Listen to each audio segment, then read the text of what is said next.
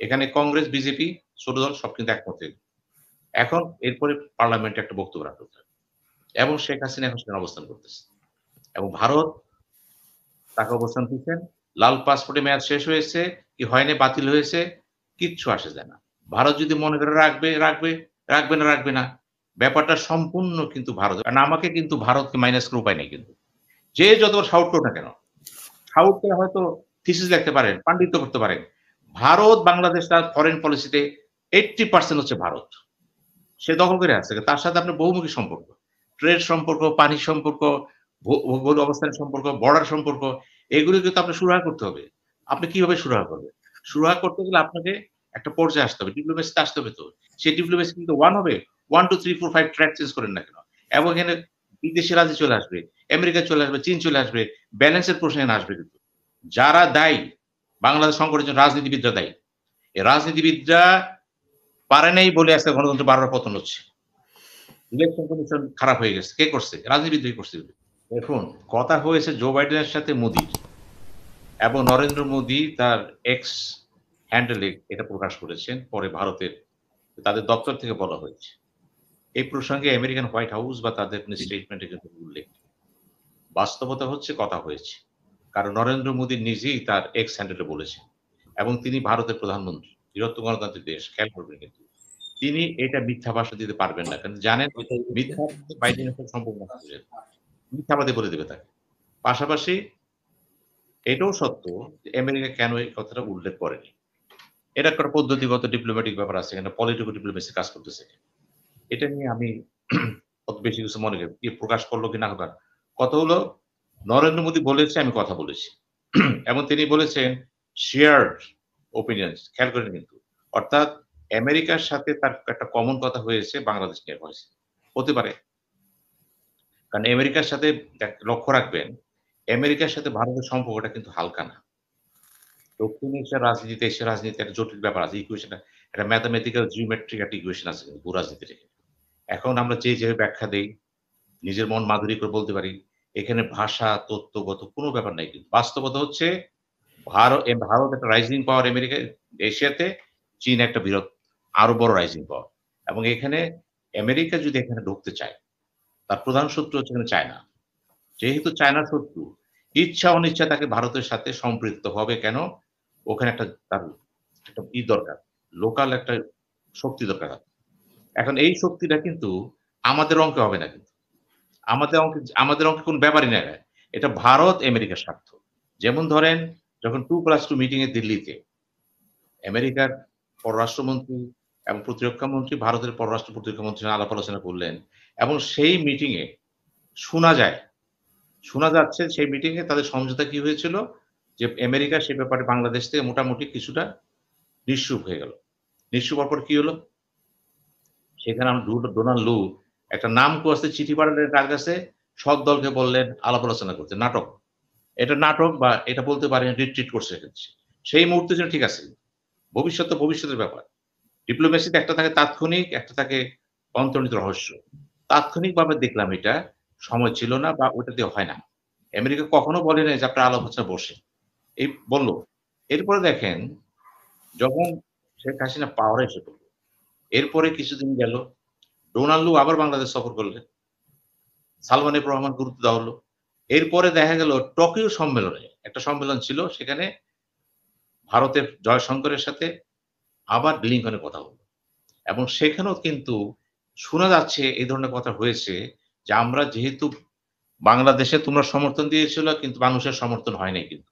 এখানে শেখ হাসিনা যা করতেছে পুরা গণতন্ত্রের বিরুদ্ধে। এখানে চুপ থাকা যাবে না। ভারত সেখানে নমনীয় হয়েছে আমেরিকাকে এই মুহূর্তে সে কিছুটা ছাড় দিয়েছে। শেষ। এরপরে আসেন পেজ নাম্বার 3 তে শেখ হাসিনা চলে গেলেন। দেশ ছেড়ে ভারতে আশ্রয় নিলেন। এখন উনি কি এমনি দৌড়ে চলে গেছেন গা? তা না। ওই হেলিকপ্টার কোথায় গেল? গেল তো ভারতে। রিসিভ করলো কে? একবার রিসিভ করলো ইস্টার্ন কমান্ডের এয়ার ফোর্সের চিফ, দ্বিতীয় দফা রিসিভ করলো কে? জয়শঙ্কর নিজে। এরপরে তাকে দিল্লিতে রাখা হলো। এয়ার ফোর্সে বেজে রাখা হলো, সামরিক বেসে রাখা হলো। এখন দিল্লিতে তিনি আছেন। এরপরে পরদিনই দেখলাম আমরা যে একটা অপোজিশনের সাথে বিরোধী দলের সাথে মিটিং করলেন তিনি। সেখানে কে ছিল? রাহুল গান্ধী ছিলেন। কথাবার্তা হলো এবং একটা সম্মতি নিয়ে নিল। একটা সর্বদলীয় সমর্থন ভারতে সংসদীয় গণতন্ত্র যেটা হয় কি শেখ হাসিনা সম্পর্কে তারা একটা সিদ্ধান্ত নিয়ে ফেলেছে। এখানে কংগ্রেস, বিজেপি, ছোট দল সব কিন্তু একমত হয়ে এখন এরপরে পার্লামেন্টে একটা বক্তব্য রাখতে হবে এবং শেখ হাসিনা এখন সেখানে অবস্থান করতেছে এবং ভারত তাকে অবস্থান দিচ্ছেন। লাল পাসপোর্টে মেয়াদ শেষ হয়েছে কি হয়নি, বাতিল হয়েছে, কিচ্ছু আসে যায় না। ভারত যদি মনে করে রাখবে, রাখবে, রাখবে না। ব্যাপারটা সম্পূর্ণ কিন্তু ভারত। কংগ্রেসের একজন বললেন, চিন্তা করবেন কংগ্রেস থেকে একজন এমপি বলতেছে, মেম্বার পার্লামেন্ট, যে প্রয়োজনে বাংলাদেশে সামরিক অভিযান। এখানে কিন্তু রুশকে চিন্তা করে, আমি রুশকে দৃষ্টি আকর্ষণ করতেছি। যেহেতু সামরিক বিশ্লেষণ করে, অত্যন্ত গভীর বিশ্লেষণ সে যায় এবং সে বইও লেগেছে। ইন্ডিয়া ডক্টরিনের তার ভালো বইও লেগেছে সে। এবং আমি তাকে মনে করি এই মুহূর্তে একটা ভালো অথরিটি এই জিও পলিটিক্স এর উপরে। তো সেখানে দেখার ব্যাপার হচ্ছে শেখ হাসিনাকে কেন রাখবে সে? ভারত এত রিস্ক নিবে কেন? শুধু কি শেখ হাসিনাকে তারা ভালো জানে তাই? না। এখানে তাদের ভূ রাজনীতি আছে এবং তারা ভালো করেই জানে আওয়ামী লীগ বাংলার জনগোষ্ঠীর একটা অংশ আওয়ামী লীগ আছে। অন্তত হিন্দু যারা এখানে আছে 80% আওয়ামী লীগের সাথে আছে। ভোট তো আছে এখানে। আবার আরো কিছু ভোট আছে কিন্তু। অতএব এই শক্তিটাকে তারা সহজে হাতছাড়া করবে না। এটাকে তারা বার্গেনিং পয়েন্ট রেখে দিয়েছে কিন্তু। এখন এটা নিয়ে তারা ব্লিংকনের সাথে যখন জো বাইডেনের সাথে কথা হয়েছে, হয়তো কথার ছলে কথা এসেছে। নট দ্যাট যে কথা তো বলেছে সে ইস্যুকে নিয়ে। মূলত হচ্ছে ইউক্রেনকে নিয়ে কথা হয়েছে। অন্যান্য দেশ নিয়ে কথা হয়েছে। কারণ ইউক্রেন সফর করছে সে, এর আগে সে রাশিয়া সফর করেছে এবং এখানে সংকট তো আছে। ভারতের সমর্থনের প্রয়োজন আছে সেখানে। এখন এইগুলি দেখে এর ভিতর দিয়ে যে কথাটা আসলো, কেন মোদি লেখলেন এটা? এই কথাটা তিনি ছাপা যেতে পারতেন। এইজন্য লেখলেন, তিনিও একটা ইনফরমেশন দিয়ে দিলেন বাংলাদেশকে বা বহির্বিশ্বকে, আমার সাথে জো বাইডেনের কথা হয়েছে। ক্লিয়ার? এখন কথা হয়েছে এই মেসেজ। এতে আমাদের জন্য কি আছে? যারা মূলত জিও পলিটিক্স টাকে এড়ায় যায় শুধুমাত্র, আমি কিন্তু শুধুমাত্র ভারত বিরোধী বিশ্বাস করি না। আমি বিশ্বাস করি জাতীয় স্বার্থের আলোকে আমি বিরোধিতা করব। ভারত আমার কাছে কিছু না তো, নেতারা। বিজেপি হইতে পারে, কংগ্রেস হতে পারে, তৃণমূল হতে পারে। যারাই বাংলাদেশের স্বার্থ নিয়ে সিনেমিনি খেলবে, আমি তার বিরুদ্ধে। আমি গদ বাঁধা ভারত বিরোধী নাই। আমি কংগ্রেস বিরোধী হতে পারি, নীতিমালা এবং বাংলাদেশ বিরোধী হবে না। হবে একটা দল, একটা মতবাদ প্রীতি হতে পারে কিন্তু। কারণ আমাকে কিন্তু ভারতকে মাইনাস করে উপায় নেই কিন্তু। যে যত সাউট করুক না কেন, সাউথ করে হয়তো থিসিস লিখতে পারেন, পান্ডিত্য করতে পারেন। ভারত বাংলাদেশ তার ফরেন পলিসিতে 80% হচ্ছে ভারত। সে দখল করে আছে। তার সাথে আপনার বহুমুখী সম্পর্ক। ট্রেড সম্পর্ক, পানির সম্পর্ক, ভৌগোলিক অবস্থানের সম্পর্ক, বর্ডার সম্পর্ক, এগুলো কিন্তু আপনার সুরাহা করতে হবে। আপনি কিভাবে সুরাহা করবেন? সুরাহা করতে গেলে আপনাকে একটা পর্যায়ে আসতে হবে। ডিপ্লোমেসিতে আসতে হবে তো। সেই ডিপ্লোমেসি কিন্তু 1 হবে। 1, 2, 3, 4, 5 ট্র্যাক চেঞ্জ করেন না কেন? এবং এখানে বিদেশি রাজি চলে আসবে, আমেরিকা চলে আসবে, চীন চলে আসবে। ব্যালেন্সের প্রশ্ন এখানে আসবে কিন্তু। এই যে দেখেন, পরিবর্তনের সাথে যে চীন পরিবর্তন একদিন আগেও বলল যে, এটা তো আভ্যন্তরীণ ব্যাপার। আমরা এখানে নাক গলাবো না। অথচ পরিবর্তনের পরেই তিনি দেখা করলেন কার সাথে? বিএনপির দেখা করলেন। খালেদা জিয়ার সাথে মানে মেসেজ পাঠালেন। পরে প্রেসিডেন্ট সাথে দেখা করলেন। এবং তিনি বললেন, "আমরা কন্টিনিউ করতে চাই, বিএনপিকেও জানাতে চাই।" এখন আসেন। এমন দ্রুত ঘটে যাচ্ছে এগুলো, লক্ষ্য রাখতে হবে কিন্তু। চীন যখনই ঢুকে যাবে, মঞ্চে আসে যাবে, সাথে কিন্তু আমেরিকা, ভারত আবার অনেকটা ক্ষেত্রে এক হয়ে যাবে। কিন্তু আমাদের জন্য না দাগি বলছি, বাংলাদেশ কিছু আসে না। এটা ভূ রাজনীতি, এশিয়া রাজনীতি তারা এক হয়ে যাবে। এগুলো কিন্তু আমাদের লক্ষ্য রাখতে হবে আর কোন দিকে যাচ্ছি। আমরা দেখেছি পাকিস্তানের প্রাইম মিনিস্টার শাহবাজ শরীফ একটা অনুষ্ঠানে যেয়ে বললেন যে, "বাংলাদেশের সরকারের পতন হয়েছে এবং এখানে এমন একজন ছিলেন, আমাদের বিরুদ্ধে যিনি নেতৃত্ব দিয়েছেন তিনি, তার পতন হয়েছে এবং পরিণাম হয়েছে।" আমি টক শোতে প্রতিবাদ করেছি, ফেসবুকে প্রতিবাদ করেছি। আপনার কোন অধিকার নেই এগুলো বলার। আপনি যখনই বলেন একজন পাকিস্তানের বিরুদ্ধে ছিল, আপনি তো মুক্তিযুদ্ধের বিরুদ্ধে আছেন। মুক্তিযুদ্ধে জিয়াউর রহমানও ছিল। হাজার মুক্তিযোদ্ধা ছিল। তাহলে মুক্তিযুদ্ধ কি ভুল ছিল আমাদের? বিরোধিতা করি। আপনি সব ঠিক করেছেন? আপনাদের হামিদুর রহমান কমিশন কি বলছে? এগুলি দেখেন। পাকিস্তান আসে বলেই কিন্তু আমরা লাফাবো না তো। পাকিস্তান তার স্বার্থে আসতেছে। সে তার স্বার্থে আসবে, ভারত তার স্বার্থে আসবে, আমরা আমাদের স্বার্থে থাকবো। কারণ পাকিস্তানের সাথে আমাদের অতীত বিতৃষ্ণা আছে তো। সে তো আমাকে বিশ্বাস করেনি। তার জন্য আজকে আমরা দ্বিখণ্ডিত কেন হয়েছি? পলিসিগত কারণে হয়েছি। এখন প্রশ্ন হচ্ছে এগুলোও খেয়াল রাখতে হবে। সব কথায় আমরা পাকিস্তান আইসা বসে তালি দিব তা না। কারণ পাকিস্তান তার স্বার্থে আসবে যেমন ধরেন 1996 এ যখন রাবেতা আলম নিয়ে আলোচনা হচ্ছিল, হাসিনা হাসিনা গভর্নমেন্ট ছিল তখন কিন্তু। তখন নাজিমুদ্দিন ছিলেন পাকিস্তান ফরেন সেক্রেটারি। উনি বাংলাদেশে আসলেন। এসে কি বললেন? পাকিস্তান বাংলাদেশ সম্পর্কের কথা তিনি বললেন, ওগুলি সমস্যা হবে, দেখব আমরা। তো ভারতের সাথে সমস্যা থাকে আমরা সমর্থন করব। আমি সেদিন ডেইলি স্টার লেখা লিখেছিলাম। বাংলাদেশ পাকিস্তান টাইস প্রায় অর্ধ পেজ লেখা। আমি লিখেছি বসে থাকিনি তো।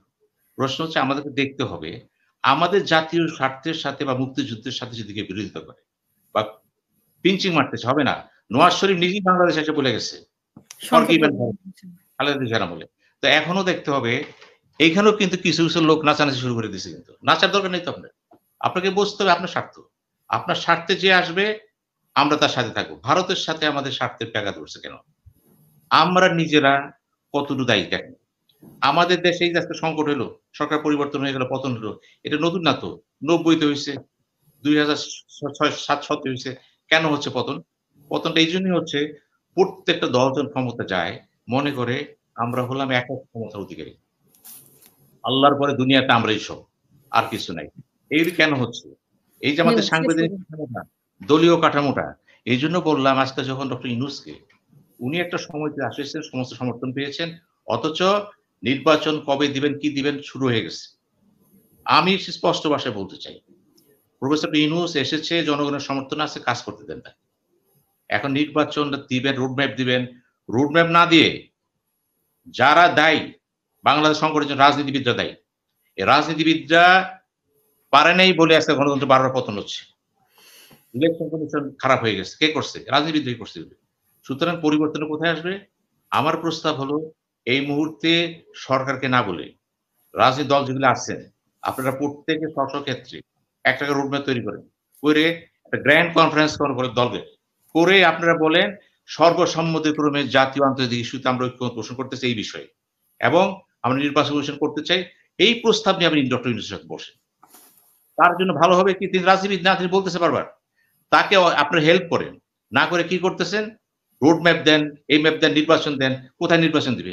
দিলে যা লাভ তাই কেউ হবে। সুতরাং আমরাও দেখতে চাই রাজনীতিবিদরা জাতীয় ইস্যুতে এক হইতে পারে কিনা। একটা কমন ফরেন পলিসি করতে পারে কিনা। ঐক্যমত যেটা ভারতের আছে। আমরা পারি কিনা। যদি করতে পারেন সেটা হবে এই মুহূর্তে জাতির সবচেয়ে বড় উপকার। আমি আমার ভাই মামুনকে, ভাই রুশকে বলব আমরা ডক্টর ইউনূসকে চাপ দেব না। আমরা চাপ দেব দলগুলোকে। তোমরা দলীয় কনস্টিটিউশন চেঞ্জ করো। গঠন চেঞ্জ করো। একক ক্ষমতা তোমার দলের নেতা কেন?